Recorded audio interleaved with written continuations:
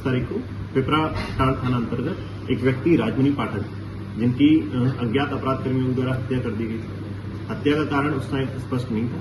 घटना के बाद ही एक छापामारी दल के द्वारा और स्पेशल इन्वेस्टिगेशन टीम बना के डीएसपी लेस्लीगंज के नेतृत्व में और थाना प्रभारी पिपरा टांड के द्वारा कांड के उद्भेदन के लिए लगातार प्रयास किए जा रहे थे। इसी क्रम में एक प्राथमिक अभियुक्त गुड्डू सिंह, वीरेंद्र कुमार और गुड्डू सिंह के द्वारा जब पूछताछ की गई, उनसे पूछताछ के क्रम में उन्होंने अपना अपराध स्वीकार किया। घटना के बाद उनके द्वारा जो घटना में जो कुल्हाड़ी प्रयुक्त की थी, उनके द्वारा जो उसको रिकवरी की गई थी।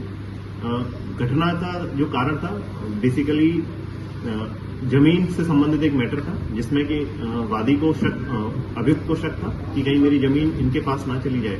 इसी डर के कारण उनके द्वारा हत्या कर दी गई।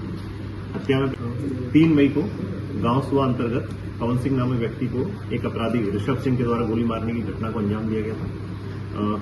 घटना के पश्चात पूछताछ के क्रम में और आसपास के लोगों के बयान से ये पता चला कि जो वादी पवन सिंह है वो पुलिस का जवान था और जो गोली चलाने वाले व्यक्ति ऋषभ सिंह वो सरकारी स्कूल में एक पद पर कार्यरत था। घटना के बाद से ही कांड की गंभीरता को देखते हुए इसमें एक छापामारी दल का गठन किया गया।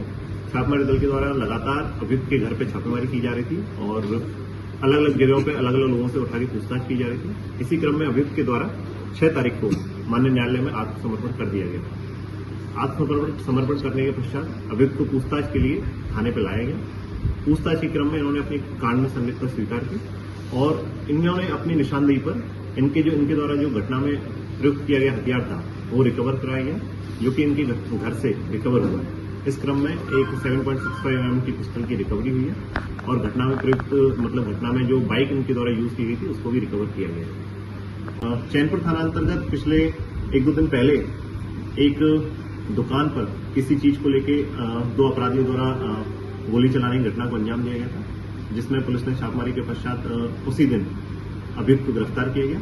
अभियुक्त की निशानदेही पर जो घटना में प्रयुक्त हथियार था उसकी बरामदी कर ली गई और आज उसको गिरफ्तारी के पश्चात माननीय न्यायालय में रखा गया। लेस्लीगंज थाना अंतर्गत एक महिला से लूटपाट की घटना को अज्ञात अपराध कर्मियों द्वारा अंजाम दिया गया था। इसके बाद से थाना प्रभारी लेस्लीगंज द्वारा छापेमारी करते हुए कांड का उद्भेदन किया गया। कांड के उद्भेदन के दौरान ये पता चला कि इस घटना में जो 3 अपराधी संलिप्त हैं उन तीनों की गिरफ्तारी की गई। गिरफ्तारी के पश्चात घटना में लूटे गए मंगलसूत्र की भी बरामदगी पुलिस के द्वारा की गई है और तीनों व्यक्तियों को अपराध करने के आज माननीय न्यायालय में समर्पित किया जाएगा, जिसमें से एक व्यक्ति का आपराधिक इतिहास रहा है जो पहले भी लूटपाट की घटनाओं में शामिल था। बाकी 2 व्यक्ति जो कि उसी थाना अंतर्गत रहने वाले उनके खिलाफ अभी तक कोई आपराधिक मामला दर्ज नहीं है।